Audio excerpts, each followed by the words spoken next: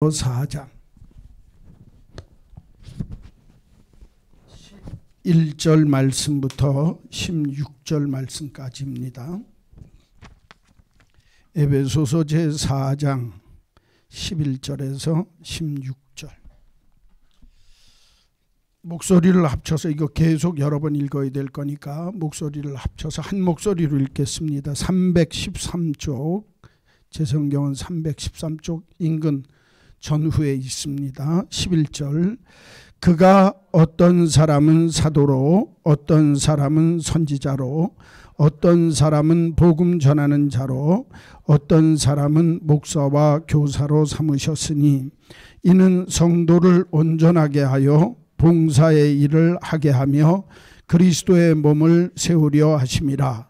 우리가 다 하나님의 아들을 믿는 것과 아는 일에 하나가 되어 온전한 사람을 이루어 그리스도의 장성한 분량이 충만한 데까지 이르리니 이는 우리가 이제부터 어린아이가 되지 아니하여 사람의 속임수와 간사한 유혹에 빠져 온갖 교훈의 풍조에 밀려 요동하지 않게 하려 함이라. 오직 사랑 안에서 참된 것을 하여 범사에 그에게까지 자랄지라. 그는 머리니 곧 그리스도라. 그에게서 온 몸이 각 마디를 통하여 도움을 받음으로 연결되고 결합하여 각 지체의 분량대로 역사 안에서 그 몸을 자라게 하며 사랑 안에서 스스로 세우느니라. 아멘. 여기 보면 15절 보세요. 오직 사랑 안에서 참된 것을 하여 범사에 그에게까지 뭐할지라, 잘할지라 그랬죠. 그는 머리니 곧 그리스도라. 그래서 오늘 말씀의 제목 이제부터 한 3시간 동안 자라납시다 하는 제목으로 함께 말씀드리겠습니다.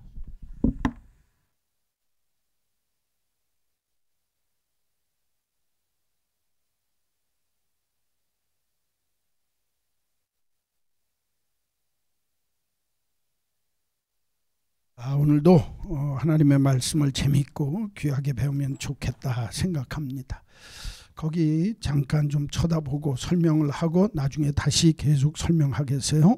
11절에 보면 어떤 사람은 사도로, 어떤 사람은 선지자로, 어떤 사람은 복음 전하는 자로, 어떤 사람은 목사와 교사로 삼았으니 다 가르치는 직분과 복음 전하는 직분, 그리고 또 하나 여기에 목사와 교사뿐만 아니라 누가 들어가냐면 하나님의 교회 일꾼들이 들어갑니다. 그렇죠? 왜 그러냐 하면 오늘 이 사도행전 4장 11절에서 15절까지가 성경의 은사장 중에 하나예요.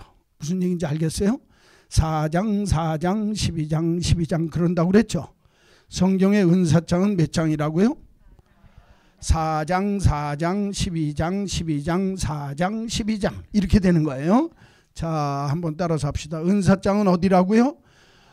성경에 은사장이 나오는데 4군데가 나옵니다. 한번 따라서 합시다. 4장, 4장,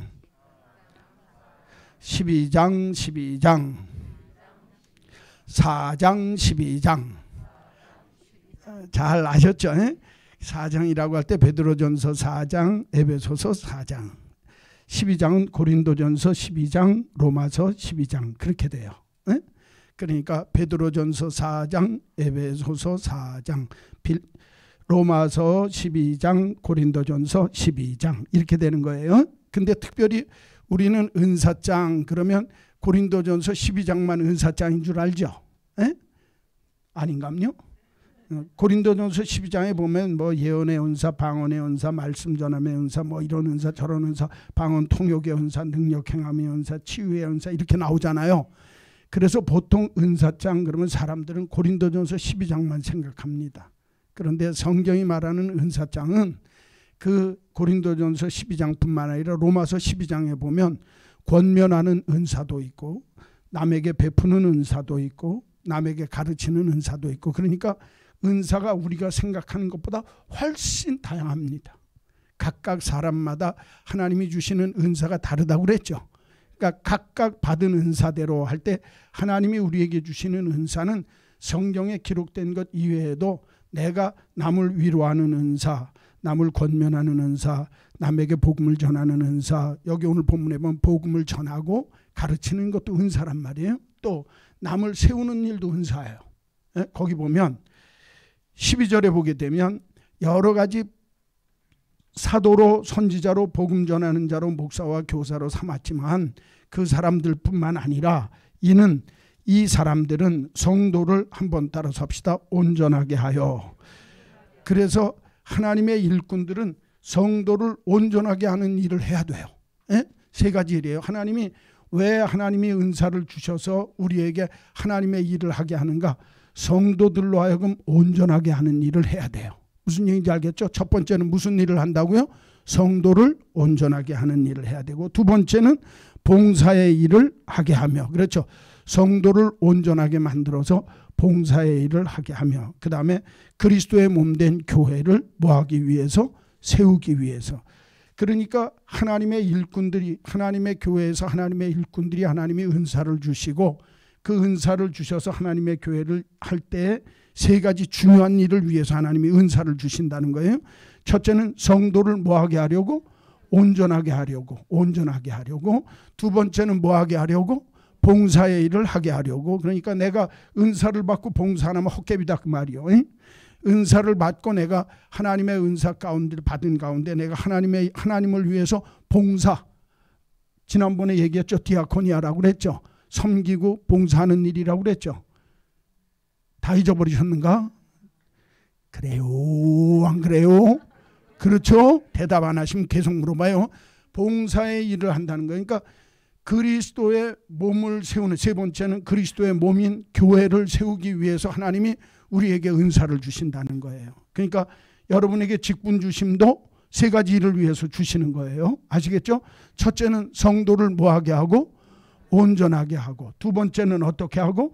봉사의 일을 하게 하려고 하고, 세 번째는 그리스도의 몸된 교회를 세우기 위해서 하나님이 이런 귀한 직분을 주셨다. 그러니까 하나님이 은사를 주시고 직분을 주신 이유가 뭐냐? 세 가지예요. 아주 단순한 거예요. 그러니까 오늘 본문에 보면 너희들이 이렇게 성도를 온전하게 하고 그 다음에 봉사의 일을 하고 그리스도의 몸된 교회를 바로 세우기, 점점 든든하게 세우기 위해서 너희들에게 은사를 주고 직분을 주셨다고 한다면 너희들이 그 은사를 가지고 하나님 앞에서 잘 자라나서 내가 온전케 되어지고 내가 주님을 위해서 온전한 봉사의 일을 하게 하고 내가 하나님이 기뻐하는 믿음의 교회를 세우기 위해서 하나님이 나에게 이런 귀한 직분을 주셨다 하는 걸 알라는 거예요. 그렇죠? 그러니까 하나님이 나에게 직분 주심의 이유가 뭐냐? 하나님이 내게 은사 주심의 이유가 뭐냐? 은사를 주셔서 하나님의 교회를 섬기게 하는 이유가 뭐냐? 그거는 얘기할 거 없어요. 성도를 온전하게 하는 거예요. 자, 그런데 사람이 온전할 수 있어요, 없어요? 사람은 완전하지 않습니다. 사람은 불완전해요. 사람은 불완전한 대신에 여기서 성도를 온전하게 한다는 말은 성숙하게 하며 그런 뜻이에요. 무슨 뜻인지 알겠어요? 성경이 말하는 인간은 완전한 분은 하나님 한 분 외에는 안 계세요. 사람은 불완전합니다. 부족해요. 그러니까 여기서 온전케 된다고 할 때 그 온전의 뜻이 완전의 뜻이 아닙니다. 사람이 이성근 목사님은 완벽해. 그런 소리 하면 틀린 거예요. 어떤 사람도 흠이 있고 흉이 있고 부족한 게 있는 거예요. 그러니까 성도를 온전하게 한다고 할 땐 성도를 완전해서 무음하게 하고 흠거리가 없게 만드는 게 아니에요. 사람은 흠거리가 있을 수 있어요. 흠거리가 있을 수 있지만 하나님이 우리들을 성숙시키셔서 내 부족한 것들을 하나하나 깜뿌라치, 이게 이렇게도 되나 모르겠어요.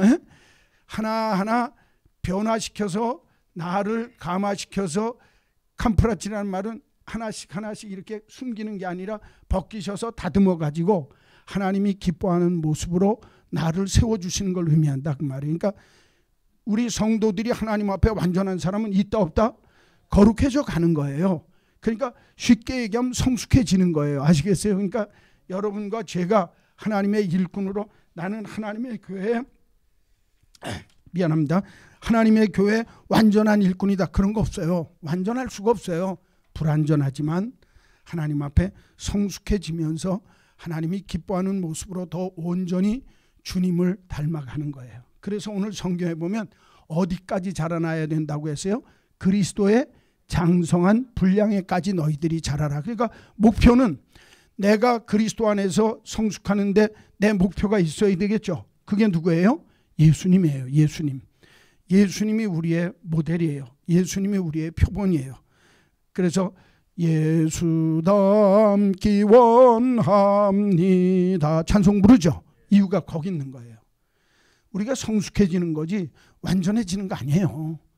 주 앞에 설 때까지 우리는 성화되어지고 어쩌면 온전히 100% 성화되어지지 못했지만 하나님이 나를 은혜로 불쌍히 여기셔서 하나님의 은혜로 나를 영화롭게 변화시켜 주는 거지, 내가 하나님 앞에 퍼펙트해져서 온전해져서 흠도 없고 흉도 없고 뭐 단점도 없고 약점도 없이 하나님 앞에 서는 게 아니다 그 말이에요. 인간은 내가 장로가 되어도 목사가 되어도 또 집사가 되고 권사님이 되어도 내가 다 부족한 게 있는 거예요. 그렇죠? 그러나 그럼에도 불구하고 내가 하나님이 기뻐하는 믿음의 모습으로 성도들을 성숙하게 할 수 있는 일에 내가 모범이 된다면 얼마나 좋겠어요. 그죠? 아이고 우리 권사님 봐봐. 우리 권사님 보니까 나도 예수 저렇게 믿어야 돼. 이렇게 돼야 된다 그 말이에요. 성도들로 하여금 부족한 게 성숙해질 수 있도록, 아 우리 권사님 보니까 믿음 생활을 저렇게 해야 되는 거구나. 우리 장로님 보니까 믿음 생활은 저렇게 하는 거구나 하고 내가 다른 사람들에게 본이 되어줘서 그 믿음의 본을 통해서 그리스도의 장성한 분량에까지 올라가는데 디딤돌이 되도록 만들어야지 거침돌이 되면 안 된다 그 말이에요. 아이고 뭐 장로가 저래, 아이고 목사가 왜 저래, 집사가 왜 저래, 권사가 왜 저래, 이 소리 들으면 된다 안 된다? 안 된다는 거예요. 그러니까 그리스도의, 거기 뒤를 넘겨보세요. 성도를 온전하게 하며 그 다음에 봉사일을 하며 그리스도의 몸인 교회를 세우려 함이라 그랬죠. 세 가지 목표가 있죠. 내가 자라나야 되는데 그 자라나는 목표는 그리스도의 장성한 분량이에요. 거기 보세요. 13절에 우리가 다 하나님의 아들을 믿는 것과 아는 일에 하나가 되어 온전한 사람을 이루어, 온전한 사람이라고 할 때는 완전한 사람이 아니죠. 성숙한 사람, 머추어라고 하는 말이에요. 머추어리티라고 해서 성숙한 사람을 이루어 그리스도의 장성한 분량에 충만한 데까지 이르러야 된다. 주님을 닮고 또 닮아가는, 그래서 주님을 많이 닮은 믿음의 모습으로까지 우리가 나아가야 된다 그랬죠. 그렇게 하려면 우리가 세상 풍조나 유혹에 휩쓸리지 않고 요동치 아니하고 어린아이와 같이 아니해서 점점 자라나야 하는데, 어린아이와 같은 믿음만 갖고서는 못한다는 거죠.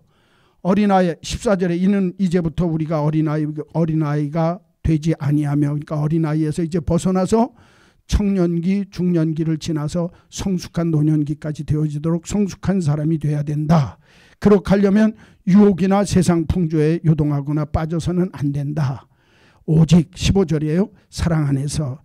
그렇게 성숙해지는 방법이 뭐죠? 사랑이라는 거예요. 사랑.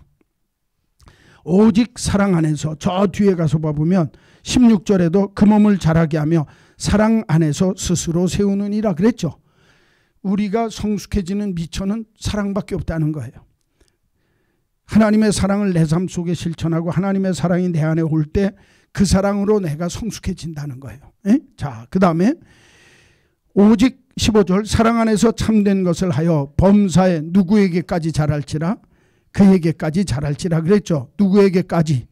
그에게까지. 그가 누구라? 그는 머리니 곧 그리스도라 그랬죠. 그리스도에게까지. 그래서 그리스도의 장성한 분량에 이를 수 있도록 내가 자라날 줄 알아야 된다 하는 거예요.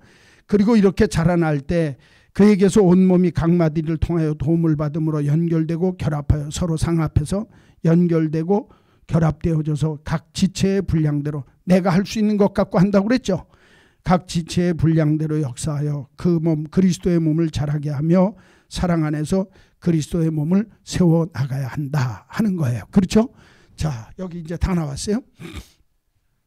우리가 주 안에서 자라나야 된다는 거예요. 믿음이 내가 집사가 되고 권사가 되고 장로가 되고 목사가 됐으면 옛날에 초신자 때와 같이 어린아이와 같으면 된다 안 된다? 안 된다는 거예요. 내가 믿음이 어떻게 된다고요?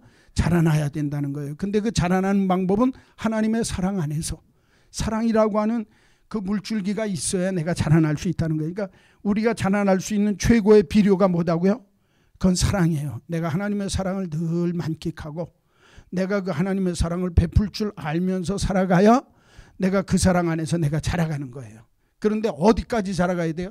목표는 그리스도의 장성한 분량, 교회의 머리 되시는 그리스도에게까지 자라나야 되니까 그리스도의 장성한 분량에까지 자라나야 돼요. 그렇죠? 자라나야 된다고 할 때 우리는 온전한 사람이 아니니까 다른 말로 얘기하면 성숙하고 성장하는 거죠. 어린아이가 청년이 됐다, 청소년이 됐다, 청년이 됐다, 장년이 됐다, 그 다음에 완숙한 노년이 되는 것처럼 믿음의 모습이 이렇게 자라가야 된다는 거예요. 내가 자라나야 할 이유가 있어요. 그건 뭐냐면 성도들로 하여금 온전하게 성숙하게 만들 수 있도록 내가 본이 돼야 되고, 그건 좀 이따 가르쳐 드릴게요. 또 하나는 내가 하나님의 봉사의 일을 하도록 내가 자라나야 된다는 거예요. 그러니까 봉사하고 충성하는 건 내가 자라나지 못하면 못해요. 그죠? 그래요, 안 그래요? 가만히 보면 교회 안에서도요, 내가 헌신하고 희생하고 봉사하고 충성하는 건 내 믿음이 자라나서 일꾼다운 모습이 되어질 때 충성할 수 있는 거예요. 그러니까 우리가 믿음이 잘 자라나서 하나님 앞에 봉사의 일을 할 수 있을 때까지 내가 자라나야 된다고요. 그리고 그리스도의 몸된 교회를 허무는 일이 아니라 뭐하는 일에, 세우고 건강하게 만드는 일에 내가 일익을 감당해야 된다. 그게 일꾼들의 사명이에요. 네? 이 세 가지를 잘해야 돼요. 한번 따라서 합시다. 성도를 온전하게 하여 봉사의 일을 하게 하고 그리스도의 몸된 교회를 세우려 합니다. 그러니까 교회를 세우고 내가 봉사의 일을 하고 내가 성숙해져서 하나님이 기뻐하는 믿음의 모습으로 자라나야 된다 하는 내용이죠. 이제 이 내용을 하려고 하면, 자 여기 보세요. 자라난다고 할 적에, 자라나는 건 아기부터 자라나겠죠. 사람이면 교회에선 초신자부터 자라나겠죠. 그 자라나려고 할 때 중요한 게 뭐냐면, 내가 자라나려고 하면 내가 아이인지 청년인지 청소년인지 장년인지를 알아야 되겠죠.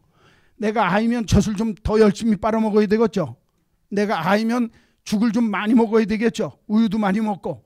내가 청년이 됐으면 단단한 밥도 좀 먹을 줄 알고 몸도 건강하게 운동도 할 줄 알아야 되겠죠. 내가 장년이 되면 이제는 완숙해져서 사람들에게 존경받고 높임받는 위치에까지 올라가야 된다 그 말이에요. 그러려면 이 중에 중요한 게 뭐냐면, 내가 자라나려면 누구를 알아야 돼요? 예수님을 알아야 돼요? 나를 알아야지. 나를. 내가 자라나려면 내가 지금 어디쯤 있는지를 알아야 된단 말이에요. 그래서 이제 다음 주에는 저 도리가 크리스찬의 성장 단계, 그리스도인이 성장하고 성숙하는 단계가 있어요. 한 9단계 정도 되거든요. 그거는 이제 다음 주에 배우기로 하고, 어쩌면 그 다음 주에 배울 수 있어요. 한 2시간 동안은 도대체 내가 누구냐 이걸 알아야 돼요. 에? Who am I? 내가 누구냐? 자기를 알아야 내 형편을 알고 큰일 날 뻔했어요. 내 꼬라지를 알아야 그러려고 그랬어요. 누구를 알아야 돼요?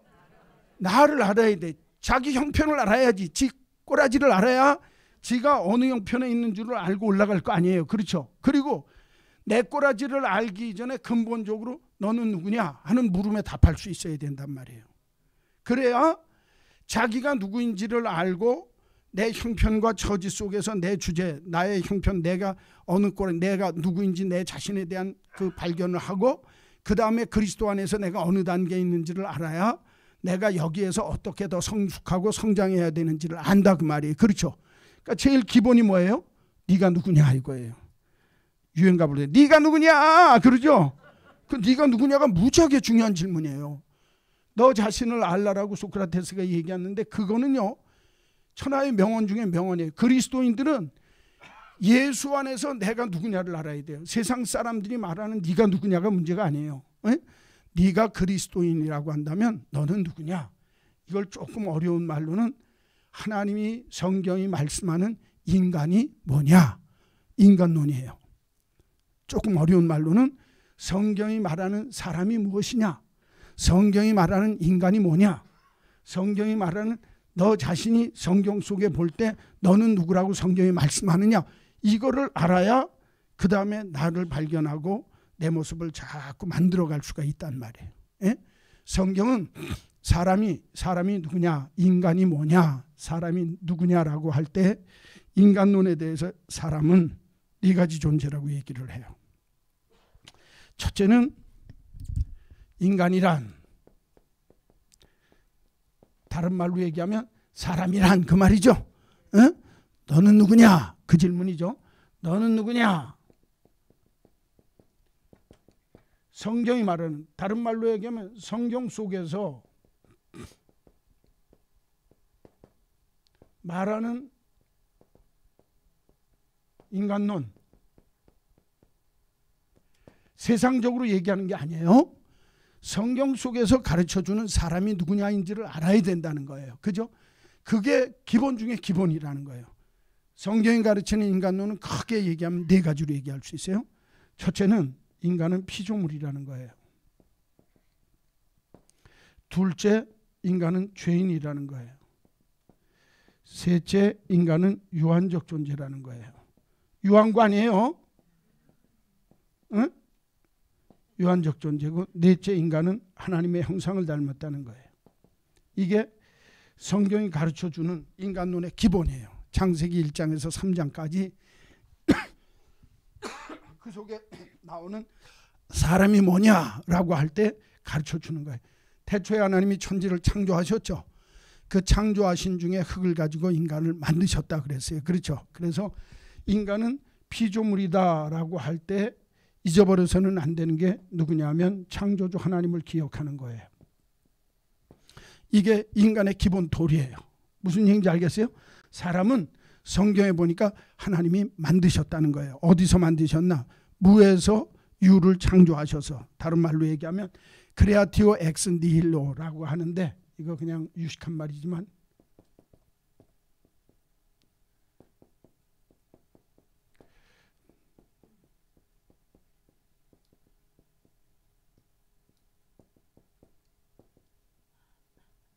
한번 따라서 합시다. 크레아티오 엑스 니힐로, 니힐로, 크레아티오 엑스 니힐로라고 해요. 라틴 말로는 이게 뭐냐면 무에서 유를 창조하셨다. 근데 이 말뜻이 어렵게 생각할 필요가 없어요. 태초에 하나님이 천지를 창조하시니라 그랬죠. 모든 만물이 있기 전에 누가 계셨다? 하나님이 이 세상을 만드셨다. 다른 말로 얘기하면 모든 존재의 근원은 하나님이다. 이게 성경이 시작하는 말씀이에요. 무슨 얘기인지 알겠어요? 태초에 물질이 있었다. 이거는 유물론이에요. 공산주의자들이 하는 거예요. 성경은 태초에 하나님이 천지를 창조하셨다. 그래서 천지에 이 세상 모든 아무것도 없는 상황 속에 아니라 모든 것이 있다 할지라도 모든 것이 존재할 수 있도록 만든, 좀 어려운 말이에요. 존재의 근원이 하나님이시다라는 말이에요. 그러니까 이건 샤르트라고 하는 사람도 얘기를 했지만 이 얘기의 중심은 뭐냐면 하나님에 대해서 물질적으로 이해하는 것이 아니라 하나님은 모든 것이 있기 전에 먼저 존재하시는 분은 존재의 근원이라는 뜻이에요. 볼틸리 말을 빌리면. 그러니까 신앙이라고 하는 게 뭐냐? 하나님은 내가 있기 이전부터 계셔서 나를 만드셨다라고 믿는 거예요. 내 삶의 근원이 누구예요? 내 삶의 근원이 누구예요? 하나님은 내가 있기 전부터 나를 만드셨고 내가 있기 전부터 온 우주를 창조하셨기 때문에 그분은, 그래서 우리가 사도신경을 할 때 나는 전능하신 하나님을 믿습니다. 나는 창조주 하나님을 믿습니다. 나는 아버지 되시는 하나님을 믿습니다. 그러죠. 전능하사 천지를 만드신 하나님 아버지를 믿사오며, 그러죠. 그게 하나님에 대한 가장 귀한 고백이에요. 전능하신 하나님, 창조주 하나님, 전능하신 하나님, 창조주 하나님, 그 하나님이 나의 아버지 되시는 하나님이다 이거예요. 전능하시고 창조주 되시는 하나님이 멀리 계시는 하나님이 아니라 내 아버지 되시는 하나님을 고백하는 게 신앙 고백의 시작이에요. 무슨 얘기인지 알겠어요? 그러니까 여러분과 저는 하나님의 자녀예요. 할렐루야. 하나님이 나를 만드셔서 세상에 있게 되어졌어요. 믿습니까? 그러니까 내 삶의 근원은 누구예요? 하나님 없는 인생은 아무것도 아니에요. 이걸 알아야 된다는 거예요. 그러니까 피조물이라고 할 때 이 피조물은 언제나 내 존재의 근원되는 하나님을 기억하고 하나님 없이는 내 인생은 의미가 없다는 거예요. 그러니까 예수 믿는 사람은 하나님 빠지고 나면 시체예요. 죽은 거예요. 그렇죠? 그러니까 하나님을 모르는 사람이 불쌍한 영혼이지. 자기를 만드신 자를 모르니까, 내 존재의 근원이 없으니까 내가 아메바에서부터 시작됐다고 해서 진화론을 얘기하는 거예요. 이해하시겠어요? 내 삶의 근원은 하나님이시까 달게 나는 하나님께로부터 왔습니다 라고 하는 것이 피조물 되어진 우리 인간의 고백이 되어야 된다는 거예요. 성경은 너희들은 피조물이라는 거예요. 하나님이 너희 삶의 근원이시고 네 존재의 근원 되시는 하나님이라고 하는 걸 가르쳐주고 있어요. 아시겠죠? 그러니까 우리들이 분명히 알아야 될 것은 내가 하나님 앞에서 껍질락대고 내 마음대로 잘 되는 게 아니라 이 창조주 하나님이 전능하신 하나님, 창조주 하나님, 아버지 하나님이라고 그랬죠. 제가 지난주에 복의 근원 되시는 하나님 엘 샤다이 하나님, 나는 야곱에게 나타나셔서 나는 전능한 하나님이라 그랬죠. 그 엘 샤다이라고 했잖아요. 그거예요.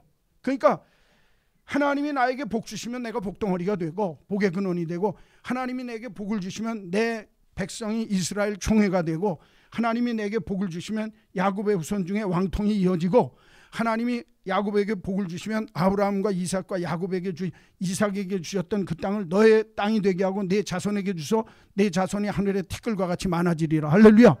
하나님의 복으로 된다는 걸 믿는 거예요. 그러니까 전 피조물이라고 할 때 창조주 하나님의 말뜻 속에는 전능하신 하나님 엘 샤다이는 당연히 들어가겠죠. 전능하시니까 만드셨겠죠. 전능하시니까 우리를 창조하셨겠죠. 우리를 피조 만드신 하나님은 전능하실 뿐만 아니라 나의 창조주 하나님, 나의 주인 되시는 하나님이다 그 말이에요. 에? 굉장히 중요한 고백입니다. 두 번째는 인간은 죄인이라고 하는 고백이 있어야 되는 거예요. 왜냐하면 하나님께서 선악과 따먹지 말라 하는데 따먹죠. 그렇죠? 거기서부터 인간의 원죄가 시작되어지면서 인간은 태어나면서부터 죄악 속에 빠져 태어난 인간, 죄인의 모습. 우리가 우리 속에 죄가 살아있거든요. 날마다. 무슨 얘기인지 알겠어요? 그래서 성경은 가르칠 때 인간은 하나님 앞에 범죄한 사람, 죄인이다 라고 하는 걸 가르쳐 주세요. 그러니까 죄인이기 까닭에 누가 필요하죠? 구세주 예수 그리스도가 필요한 거예요. 마지막에 그래서 메시아에 대한 얘기가 계속 나오는 거예요. 우리는 죄인이기 까닭에 죄에서 벗어나서 의롭게 되어지는, 이 의롭게 되어지는 길은 오직 예수 그리스도를 통해서만. 그래서 구약 속에 그리스도의 모형들이 나타나요. 무슨 얘기? 노뱀이 나타나고 그 다음에 여인의 발뒤꿈치 나오는 얘기가 나오고 이렇게 나오는 거예요. 그러니까 우리가 이 죄인이라고 하는 사실을 성경 창세기에서 1장부터 3장까지 보면 하나님 앞에 범죄한 인간의 원초적인 모습 나오죠. 죄의 모습이 나온다고. 그래서 인간은 죄인이다 하는 걸 알아야 되는 거예요. 세 번째는 인간이 죄로 인해서 죽을 수밖에 없다. 흙에서 와서 흙으로 돌아가게 되어진다. 그렇죠? 이건 죽음에 대한 문제예요. 유한적인 존재라고 하는 건 인간은 영원한 존재가 아니라 왔다가는 가는 거예요. 그렇죠? 태어남과 죽음이 있죠. 무슨 얘기인지 알겠어요? 유한하다 그 말이. 시간이 무한한 게 아니라 무한이 아니라 이건 하나님에 속한 거고, 인간은 유한하다 그 말이에요. 유한구가 아니에요. 에? 유한하다. 태어나서부터 죽을 때까지가 우리의 인생이다 그 말이에요. 그렇죠? 성경은 사람은 죽는다. 누구나 다 죽는다. 나도 죽는다. 그렇죠? 안 죽을 사람 있어요? 그 죄의 결과로 인해서 인간에게 죽음이 들어왔다고 그랬잖아요. 그렇죠? 창세기에 보면 그렇게 나오잖아요. 그래서 성경이 가르치는 인간은 유한적인 존재라는 거예요. 아무리 부귀영화를 누렸던 솔로몬도 죽어요. 그렇죠? 다윗 왕도 죽어요. 다 죽어요. 아브라함도 이삭도 야곱도 죽었어요. 왜? 인간은 죄 아래서 죽을 수밖에 없는 죽음을 향한 존재. 그러니까 여기서 이제 나오는 문제가 뭐냐면 영혼에 대한 문제, 영생에 대한 문제가 나오는 거예요.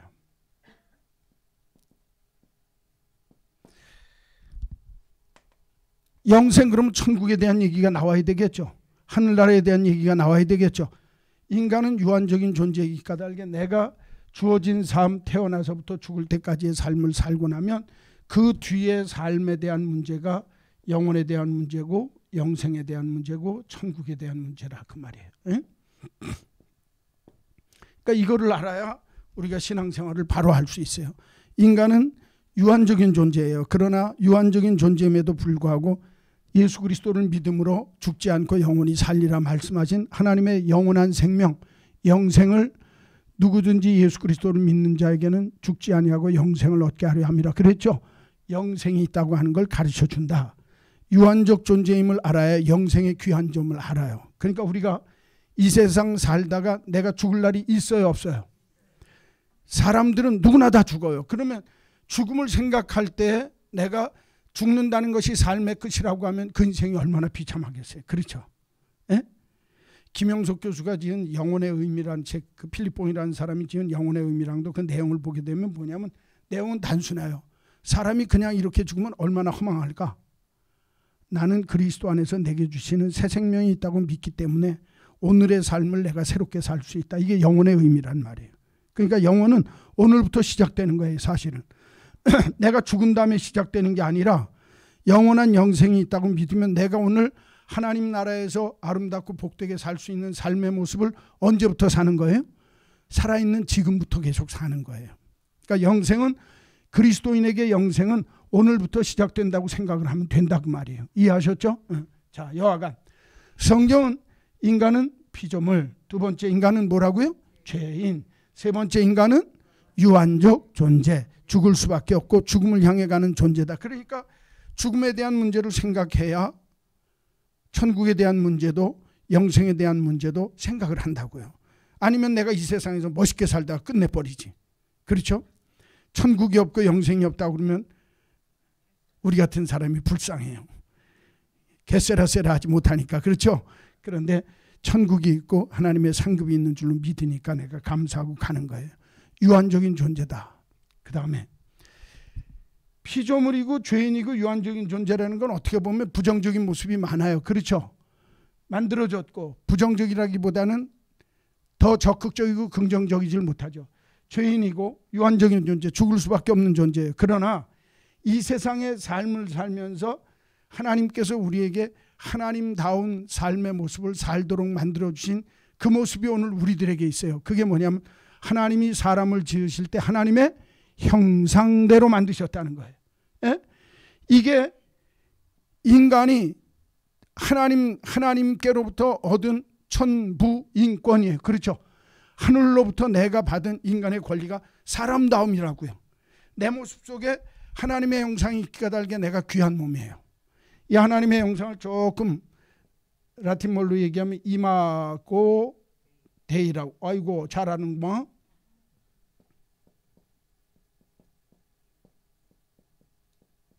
데이는 하나님 대오의 뜻이고 이마고는 이미지 오브 갓.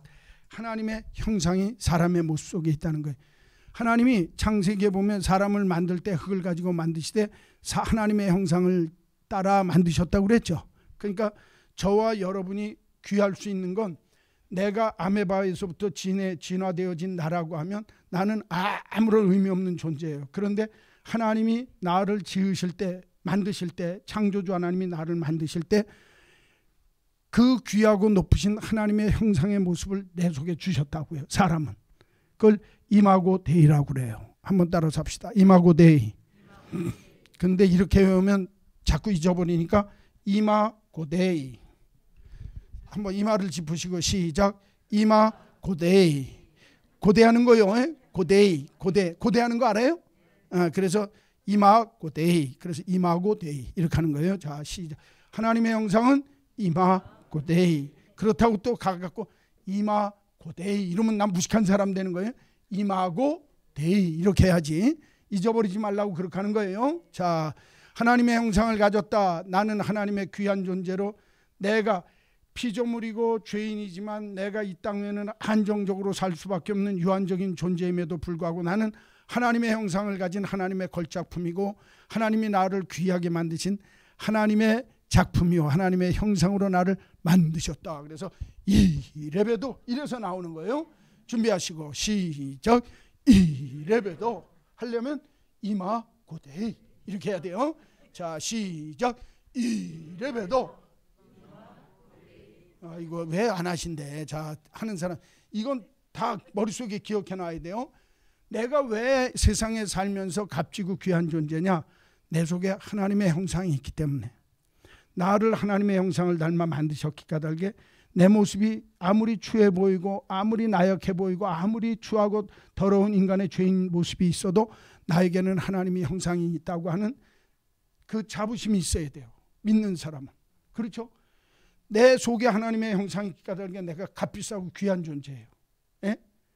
내가 이 땅 위에 그냥 어쩌다 태어난 게 아니라 하나님의 뜻을 가지고 하나님의 섭리 가운데서 나를 세상에 보내셔서 우리 엄마의 품속을 통해서 나를 이 땅 위에 태어나게 하셨다. 나는 민족 중에 어쩌고 딴 소리 하지 마시고, 에?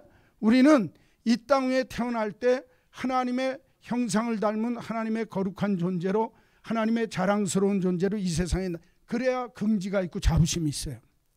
내가 비록 죄인이고 내가 비록 유한적인 존재로 죽을 수밖에 없는 존재이고 내가 이 땅 위에 만들어진 존재 피조물로 태어났지만 그럼에도 불구하고 하나님은 나에게 하나님의 형상을 갖고 이 세상에 오게 하셨다.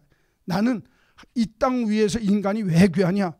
내 속에 하나님의 형상이 있기 때문에 귀한 존재예요. 아시겠죠? 그러니까 이거를 알아야 돼요. 그러면 이제 하나님의 형상이 있는 모습이 뭘까를 알아야 될 거 아니에요. 그죠? 자, 여기까지 이제 정리를 하고 다시 넘어가겠어요. 첫째, 피조물. 인간은 뭐다? 피조물이다. 누구를 기억해야 된다? 창조주 하나님을 기억해야 된다. 둘째, 인간은 뭐다? 성경이 말하는 인간은 죄인이다. 죄인은 우리가 죄를 갖고 세상에 태어났기 까닭에 나를 구원하실 예수 그리스도의 은혜 없이는 내가 의롭게 되어질 수 없다. 그리스도를 늘 기억하고 섬기며 살아야 된다. 세 번째, 유한적인 존재이지만 예수 그리스도를 믿음으로 영생을 얻게 되어진 영원을 향한 존재로서의 하나님이 기뻐하는, 그래서 우리는 이 세상에 사는 게 다가 아니죠. 이 세상의 부귀영화 헛되다고 생각하면서 하나님 나라의 영원한 것을 위해서 사모하면서 살아갈 수 있도록 만드신 유한적인 존재인 동시에 영혼을 사모하는 존재로 우리를 세상에 만드셨다. 됐죠? 굉장히 중요한 내용이에요. 네 번째는 피조물이요 죄인이요 유한적인 존재임에도 불구하고 우리가 하나님 앞에서 이 세상에서 귀한 존재, 내가 이래봬도 할 수 있는 이유는 이마 곧 에이, 이것 때문에 그렇다 그 말이. 그렇죠? 내가 하나님의 형상을 닮은 존재이기 까닭에 값지고 의미 있고 내가 사람다운 것이 얼마나 복된지를 아는 긍지, 사람다움이라고 하는 다음의 긍지를 갖게 만드는 것이 하나님 형상을 닮은 모습으로서의 우리 모습이란 말이에요. 그렇죠? 그러니까 내가 나를 싸구려처럼 굴면 돼요? 안 돼요? 내가 자살하고 그러면 돼요? 안 돼요? 생명의 주인이 하나님이신데 그 하나님의 형상을 담고 이 세상에 만드신 하나님의 걸작품인데 내가 째째하게 내 목숨 끊고 내가 살기 싫다고 어문 짓 하면 돼요? 안 돼요? 그거 안 되는 거예요. 그러면 이제 하나님의 형상을 닮은 사람이 성경 속에서는 그 사람의 모습을 뭐라고 얘기하느냐, 그걸 좀 알아야 되겠죠. 응? 성경 보세요. 데살로니가 전서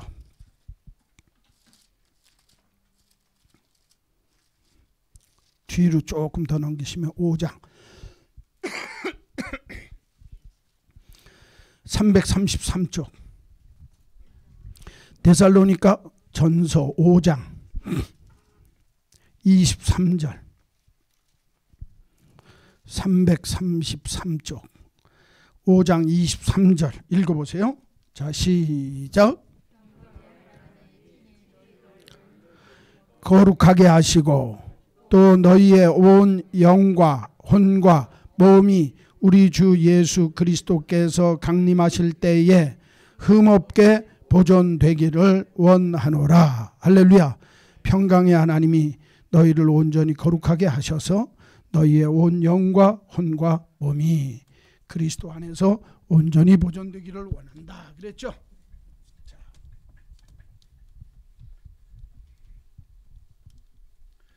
그러면 이런 성경적인 인간론 속에서 우리 사람들이 이 세상에 올 때 어떤 모습으로 하나님이 이 땅 위에 오게 하셨느냐. 사람에게는 영혼과 육체가 있죠. 에? 영혼이 있는가 하면 우리 몸뚱어리가 있잖아요. 사르크스라고 하는 육신이 있단 말이에요. 자, 성경에는 영혼과 육체를 합쳐서 인간이라고 얘기를 해요. 무슨 얘기인지 알겠죠? 그러니까 인간은 영혼과 육체가 같이 있을 때 인간이 영혼이 떠나는 걸 죽었다고 그러죠. 그렇죠? 그럼 육신은 썩어서 흙으로 가는 거예요. 그렇죠? 그래서 영혼과 육체라고 얘기를 할 때도 있어요. 그래서 그거를 영과 육이라고 비교할 때도 있어요. 로마서 같은 데 보면. 근데 영육 간에, 그래서 영혼과 육체 간에 합쳐서 영육 간에 그렇게 얘기할 때도 있어요. 그런데 보통 성경을 이해할 적에 이 사람이 어떤 모습으로 되어 있느냐를, 인간의 구성 요소를 바르게 아는 게 성경을 이해하는 데 훨씬 도움을 줘요. 하나는 영혼과 육체를 나눠서 이분법이라고 해서 영혼과 육체가 합쳐져서 인간이 됐다라고 성경이 얘기하는 데도 있고, 영과 혼을 합쳐서 그렇게 얘기할 때도 있고, 영과 혼과 몸이 오늘 본문에 나오는 것처럼 무슨 얘기인지 알겠죠? 영과 혼과 몸이, 이렇게 영과 혼과 몸으로 이해하는 것이 사람을 이해하는데 훨씬 더 잘 이해할 수 있어요. 이게 나중에 여러분들에게 있는 불안, 심리적인 요소로 오는 불안이나 그 다음에 병원에서 전부 신경과 질환이라고 얘기하죠. 그게 혼에 대한 문제거든요. 이제 이 얘기를 분명히 다 해드리려고 하면 인간이 누구인지를 알 적에 영혼, 데살로니가 전서 5장 23절에 나오는 대로 영혼 몸으로 되어졌다고 이해하는 것이 굉장히 좋아요. 사람을 이해하는데. 무슨 얘기인지 아시겠죠? 물론 영혼과 육체로 나눌 수도 있어요. 그거는 이제 영에 속한 사람, 육에 속한 사람 할 때 영육으로 이렇게 나누지만, 우리가 인간 이해라고 할 적에는 인간을 영, 혼, 몸 이렇게 셋으로 이해하는 게 좋다 그 말이에요. 이해하셨어요? 에? 자, 그래서 이거를 원으로 그리면 이렇게 나눌 수가 있어요.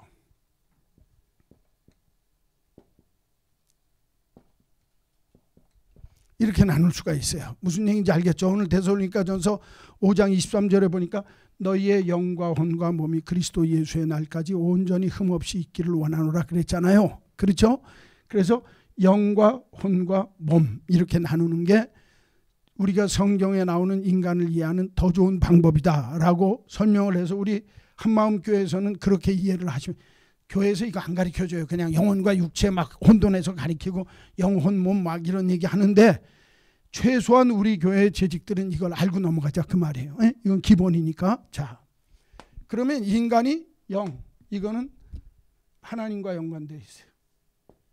혼, 이거는 사람과 연관되어 있어요.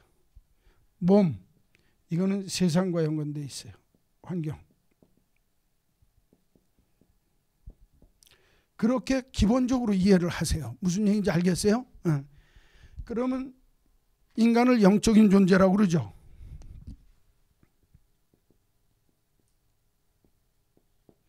혼은 심리적, 몸은 생리적. 그래서 영이라고 하는 거는 이상적인 자아, 조금 어려운 말인데 계속 어려운 말 나오는데 이건 나중에 설명하면 여러분들이 이해할 테니까. 혼은 이성적인 자아, 몸은 본능적인 자아. 본능에 충실하다, 그렇게 충실하라고 얘기하는 소리 들어봤죠?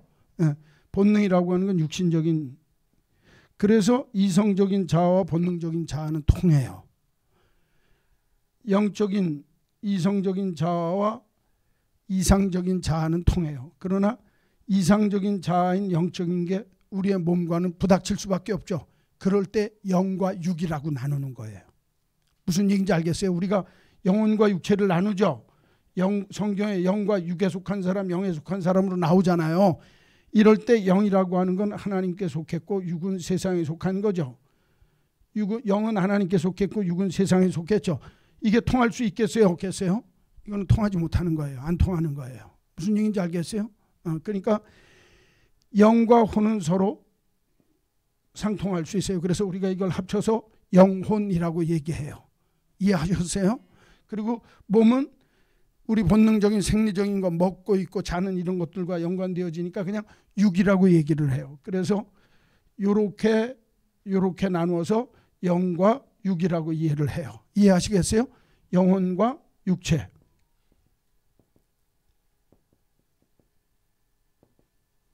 그런데 우리는 성경이 가르치는 대로 영과 혼과 몸이 있다. 이렇게 이해를 하겠어요. 이해하셨죠? 아이고. 어차피 못할 건데 57분이에요. 어차피 못해요. 더 이상 갈래야 갈 수가 없어요. 58분 됐어요. 2분밖에 안 남았어요. 이건 하려면 다음 주에 하겠어요. 이게 뭐냐면 요 안에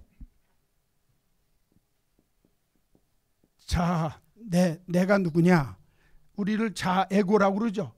자아가 누구냐라고 할 때 나는 영적인 존재이고 내 안에 영과 혼과 몸이 있는데 우리의 영적인 존재로서 하나님이 기뻐하는 온전한 자아의 모습은 영적인 자아의 모습인데 이 자아가 타락했죠.